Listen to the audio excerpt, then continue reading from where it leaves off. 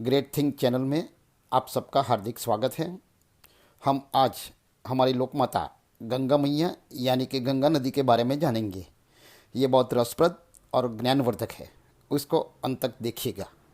अगर आपने ये चैनल सब्सक्राइब नहीं किया है तो उसको सब्सक्राइब कीजिए और ये वीडियो अगर आपको अच्छा लगे तो लोगों की जानकारी के लिए शेयर कीजिए। गंगा नदी भारत की सबसे लंबी नदी है। गंगा केवल नदी ही नहीं है बल्कि एक संस्कृति है। गंगा को लोक माता कहा गया है। भारत के लोग गंगा नदी को गंगा माँ के नाम से जानते हैं। वो पूरे भारत की मैया है। लोग मानते हैं कि गंगा नदी का अवतरण पृथ्वी पर ज्येष्ठ सुद दशम को हुआ और उस दिन को गंगा दशहरा के नाम से जाना जाता है। गंगा अवतरण की बहुत सारी कथाएं हैं। उसमें से एक प्रचलित पौराणिक कथा के मुताबिक राजा सगर ने देवलोक पर जीत हासिल करने के लिए अश्वमेध यज्ञ किया था। राजा अगर 7,000 पुत्रों के पिता थे। अश्वमेध यज्ञ के घोड़े को इंद्र ने चुरा कर कपिल मुनि के आश्रम में बांध दिया। उस समय मुनि ध्यानावस्थ स्थिति में थे, इसलिए उसको कुछ पता नहीं चला। सगर पुत्रों ने जब अश्वमेध यज्ञ का घोड़ा एक ऋषि के यहाँ बंधा देखा तो उन लोगों ने ऋषि का अपमान किया।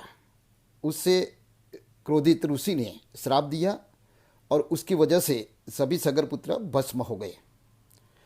सगर राजा की कई पीढ़ियों ने सगर पुत्रों की आत्मा की शांति व मुक्ति के लिए कई प्रयास किए, लेकिन सफल नहीं हुए। आखिर में उनकी मुक्ति के लिए राजा भगीरथ ने कठिन तप किया। फलस्वरूप गंगा जी का धरती पर अवतरण हुआ।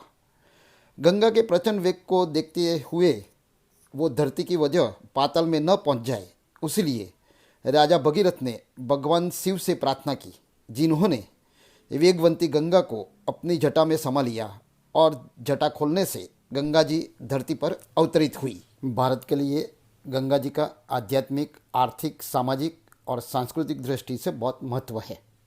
देवप्रयाग, जहाँ पर भागीरथी और अलकनंदा दोनों के संगम से गंगा बनती है।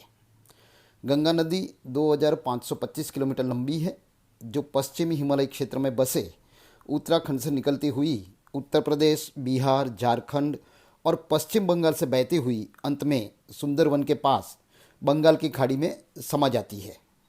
पश्चिम बंगाल में पहुंचने के बाद गंगा जी दो भाग में बढ़ जाती है, जिनका नाम है पद्मा नदी और हुबली नदी। पद्मा नदी बंगाल देश से होती बंगाल की खाड़ी में मिल जाती है। बंगाल में गंगा जी और ब्रह्मपुत्रा मिलके डेल्टा बनाती है, जो दुनिया का सबसे बड़ा डेल्टा है। भागीरथी, जो गंगा नदी की मुख्य सहायक नदी है, वो उत्तराखंड के उत्तरकाशी में आया हुआ गौमुख स्थान से 25 किलोमीटर लंबे हिमनद से निकलती है। और दूसरी सहायक नदी अलकनंदा भी उत्तराखंड के संतोपत ग्लेशियर के चोटियों से निकलती है। गंगा नदी को आकाशगंगा, स्वर्ग गंगा, त्रिभगधा, पाताल गंगा, हेमवती, भागीरथी, जाह्नवी, मंदाकिनी, अलकनंदा आदि नामों से भी पुकारा जाता है।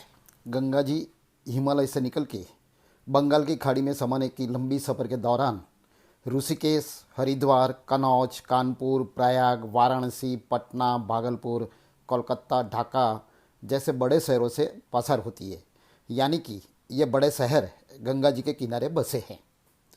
गंगा के किनारे अनेक तीर्थ स्थल हैं, जैसे कि गंगोत्री, जहाँ भगीरथी का उद्गम हुआ, बद्रीनाथ, जहाँ पर नारायण की तपस्या हुई, देवप्रयाग, भागीरथी और अलकनंदा दोनों के संगम से जहाँ गंगा बनी, ऋषिकेश, जिस स्थान पर गंगा पिता श्री हिमवंत से अनुमति लेकर पधारी, हरिद्वार, जिसे गंगा का द्वार कहा जाता है, कनखल, जहाँ पर सती ने दक्ष के यज्ञ में आत्मदाह किया और शिव ने दक्ष का विध्वंस कर डाला, गढ़मुक्तेश्वर, यहाँ स्नान करने से मुक्ति मिलती है, प्रयाग, यहाँ गंगा, यमुना और सरस्वती का संगम होता है, काशी, जो शिव भगवान की पुत्री है, गंगा सागर, सगर के पुत्रों का उद्धार करने वाला स्थल। गंगा नदी बंगाल की खाड़ी में मिलने से पहले कई छोटी बड़ी नदियों को अपने अंचल में समाती है, जैसे कि यमुना, गोमती, ताप्ती, गंडक, सप्तकोश वगैरह। विष्णु पुराण और भविष्य पुराण के अनुसार गंगा का स्मरण करने, उसके जल का आचमन करने, जल का स्पर्श करने मात्र से मनुष्य के 3 जन्मों के पाप कट जाते हैं। पद्म, गरुड़ और मत्स्य पुराणों के संदर्भों के अनुसार हरिद्वार, प्रयाग और गंगा सागर में स्नान करने से मनुष्य स्वर्ग का अधिकारी हो जाता है और उससे निर्वाण मोक्ष की प्राप्ति होती है।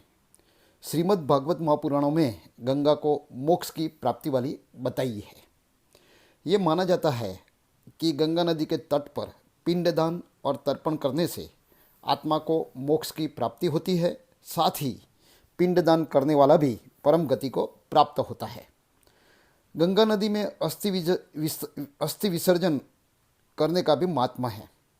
माना जाता है कि अस्थियों को गंगा में विसर्जित करने से आत्मा को शांति मिलती है और व्यक्ति की आत्मा नए शरीर को आसानी से धारण कर लेती है। वैज्ञानिक दृष्टि से माना जाता है कि नदी में प्रवाहित मनुष्य की अस्थियां समय समय पर अपना आकार बदलती है, यानी कि घिसती रहती है, जो नदी से जुड़े स्थानों को उपजाऊ बनाती है। गंगा के जल की उर्वरा शक्ति क्षीण न हो, उसके लिए भी अस्थियां प्रवाहित करने की परंपरा रखी गई है। गंगा नदी कई प्राकृतिक स्थानों और वनस्पतियों से होकर बहती है, इसलिए उसके जल में औषधीय गुण पाए जाते हैं।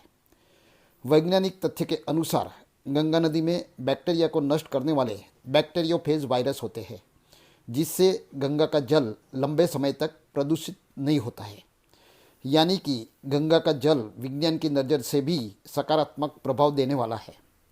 गंगा नदी में अन्य नदियों की तुलना में 25% ऑक्सीजन लेवल ज़्यादा है और एक अध्ययन के अनुसार गंगा नदी पूरी दुनिया की नदियों की तुलना में कार्बनिक कचरे को 15 से 25 गुना तेज विघटित कर सकती है। ये सब देखते हमें ये कहना कतई गलत नहीं है कि गंगा नदी सही में भारत की लोक माता है।